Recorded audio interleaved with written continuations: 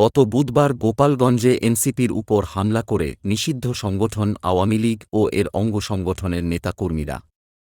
এই হামলার প্রতিবাদে বিক্ষোভ মিছিল ও সমাবেশ করেছে বাংলাদেশ জামায়াতে ইসলামী মানিকগঞ্জ জেলা শাখা। মুজিববাদের প্রতিবাদে সারাদেশে জামায়াতের এই বিক্ষোভ কর্মসূচি পালিত হয়। বৃহস্পতিবার ১৭ জুলাই বিকাল ৩টায় তিতুমীর একাডেমি হতে মিছিলটি বের হয়ে পুরো শহর প্রদক্ষিণ করে মানিকগঞ্জ বিজয় মেলা মাঠে এসে সংক্ষিপ্ত সমাবেশের মাধ্যমে শেষ হয়।